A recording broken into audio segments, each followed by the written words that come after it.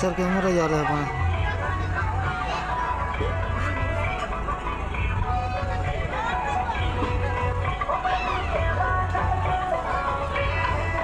application ही વધારે નથી ને કંપનીમાં આવેલો એ ને અમે નથી વધારે બતાવ્યું